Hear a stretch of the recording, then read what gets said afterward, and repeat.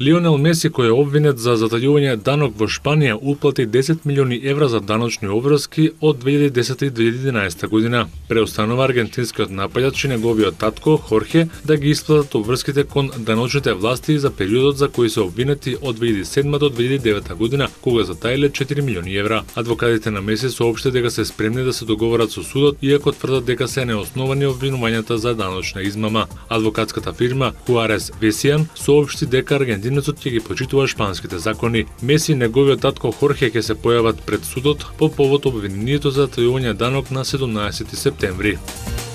Повратникот во Лига 1, Монако, ќе започне новата сезона со негативно бодовно салдо откако беше казнет за одземање на 2 бода поради проблемите со највачите за време на надпреварот од втората лига со Леман. Освен тоа, екипата од Кнежеството ќе го одиграат првиот надпревар на домашен терен без присуство на публика. Санкцијата е за одземање на 3 поени, но дополнителниот 1 бод ќе биде одземен при повторен прекршок на правилата за безбедност на време на надпреварот. Инцидентот кој доведе до казна да се случи на 17 мај на стадионот Луи II во последното коло од Лига 2, прославувајќи завраќањето на Монако во француската елита, највачите фрлаа со пиротехника на теренот веднаш по крајот на надпреварот, при што еден од навивачите го нападнал судијата. Казната е сериозен удар по амбициите на Монако, кој ќе се обиде да му конкурира на шампионот Пари Сен-Жермен во битката за титулата во француската Лига 1 за следната сезона.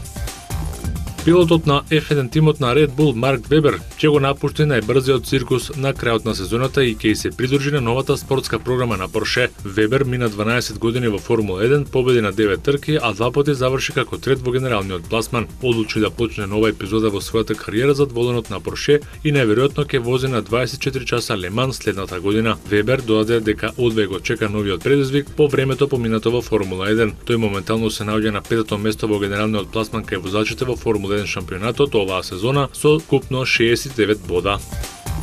NBA тимот на Cleveland Cavaliers го избра Ентони Бенет за прв пик на овогодинешниот драфт 2013. За прв пат во историјата канадски кошаркар стана број 1 на драфтот во NBA. Кошаркарот е висок 203 см и имаше по 16 поени и 8 скока во просек во последната сезона за Универзитетот во Невада, но неговиот избор дефинитивно беше многу неочекуван. Во 2011 година тимот на Cleveland го ангажираше плеймејкерот Кајри Ирвин како пик број 1 и сега се надева дека повторно ќе има сериозна улога во лигата. Орландо избираше втор и се одлучи за Виктор Оладипо, број 3 бираше Вашингтон и го избра Ото Портер Джуниор. Шарлот Хорнец го зеде Коди Зелер, а првата петорка ја заврши друг центар Алекс Лен кој отиде во Феникс Санс. Нерленс Ноел кој ваеше за фаворит да биде избран како прв пик од Кливленд, сепак беше избран само како шести пик од Нью Орлеанс Пеликанс, кој сепак веднаш го дадоа на Филаделфија во замена на подобриот реализатор Дру Холидеј.